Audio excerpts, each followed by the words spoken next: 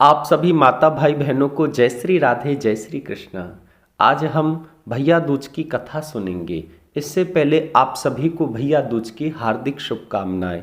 आइए हम सीधे चलते हैं स्कंद पुराण की ओर, जहाँ पे श्री सूत जी महाराज से सौनकादि 88,000 ऋषि मुनि कार्तिक का महात्म्य सुन रहे हैं। सौनकादि 88,000 ऋषि मुनियों ने श्री सूत जी से कहा कि हे महाराज, आपने इतना सुंदर कार्तिक महात्म्य का वृतांत किया कि हमारी प्रभु चरणों में प्रीति हो गई। प्रभु, एक प्रश्न है कि जब जीव के प्राण छूटते हैं तो अतिशय पीड़ा होती है, और जब वह यमराज के दर्शन और यमदूतों के दर्शन करता है तो बहुत भयभीत हो जाता है। क्या कोई कार्तिक में ऐसा उपाय है जिसके करने मात्र से यमराज और यमदूतों का भय ना रहे और प्राण छूटते समय कोई पीड़ा ना रहे? सूत जी हंसे और हंसते हुए कहा, हे ऋषि मुनियों, आपने ये अपने लिए नहीं, आपने तो जगत कल्याण के लिए यह प्रश्न किया है। सूत जी ने कहा कि ध्यान पूर्वक सुनो। यमराज जी और श्री यमुना जी दोनों भाई बहन में अतिशय प्रेम था, लेकिन यमराज जी कभी भी अपनी बहन के यहाँ पे नहीं जा पाते थे। बहन जब भी यमराज जी के यहाँ पे आती तो कहती कि भैया कभी तो आप मेरे यहाँ पे आओ। तो यमराज जी कहते, बहन क्या बताऊं, इतने पापी हो गए हैं कि इनको दंड देने में मैं व्यस्त रहता हूँ। स्वयं भगवान ने चित्रगुप्त का निर्माण करके उन्हें भी इस कार्य में मेरे साथ लगा दिया है, जिससे मैं अपने कार्य में तनिक भी चूक ना कर सकूं। तो श्री यमुना जी को बड़ा खेद हुआ। कहा, भैया कोई बात नहीं, आप पापियों को दंड दो, मेरा क्या है, मैं तो आपकी बहन हूँ, आपके पास में जब मन करेगा मैं आ जाया करूँगी। अब तो यमराज जी को यह बात सुनकर के बड़ा दुख हुआ। आज यमराज जी एकाएक अपनी बहन के यहाँ पे पहुँच गए। जिस समय यमराज जी अपनी बहन के यहाँ पे पहुँचे उस समय कार्तिक का महीना था, शुक्ल पक्ष था और द्वितीया तिथि थी। यमराज जी को देख कर के बहन अतिशय हर्षित हो गई और कहा कि भैया आज आपके पापी कहाँ चले गए? भैया ने कहा, आज मैं उन सबको मुक्त करके आया हूँ, क्योंकि आज मुझे अपनी बहन से मिलना है, मेरी प्रिय बहन से मिलना है। अब तो यमुना जी अति से प्रसन्न हुई। यमराज जी की बहुत सेवा की, अपने घर को सजाया, दीप दान किया।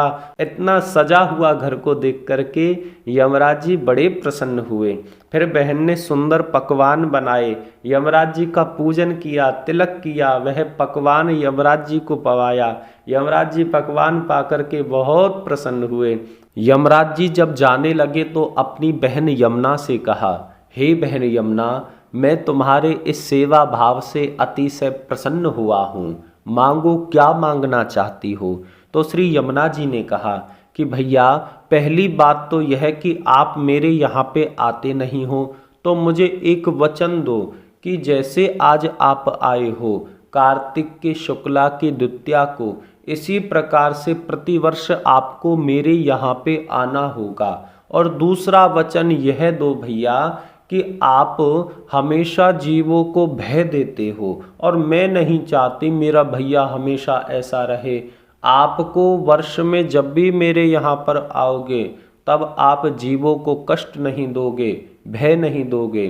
तो यमराज जी ने कहा कि बहन, पहला तो वचन मैं देता हूँ कि मैं प्रतिवर्ष आपके यहाँ पे आया करूँगा, लेकिन दूसरा वचन मैं कैसे दे दूँ, क्योंकि जो जीव पाप करता है उसको भय देना, उसको पीड़ा देना, यही तो मेरा कार्य है। लेकिन मैं तुम्हें एक वचन देता हूँ, जो भी बहन अपने भाई के लिए कार्तिक माह में इस प्रकार से स्नान करेगी, दीपदान करेगी, और जो भी भाई अपनी बहन के लिए स्नान करेगा, दीपदान करेगा, व्रत करेगा और इसी प्रकार से भक्ति भाव में लीन होकर के श्री कृष्ण का, श्री राधा जी का, मेरा और तुम्हारा जो भी पूजन करेगा, हमें प्रसन्न करेगा, उसको मैं कभी भी भय नहीं दूंगा, उसको कभी भी प्राणांत की पीड़ा नहीं होगी।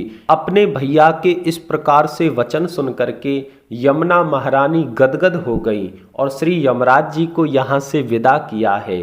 हे ऋषि मुनियों, जो भी भाई बहन कार्तिक माह में शुक्ल पक्ष की द्वितीया को ब्रह्म मुहूर्त में स्नान करते हैं, दीपदान करते हैं, यमराज जी, श्री कृष्ण, श्री राधिका रानी और श्री यमुना महारानी का पूजन करते हैं, उनको कभी भी यम का भय नहीं सताता, प्राणांत की पीड़ा उनको कभी नहीं सताती।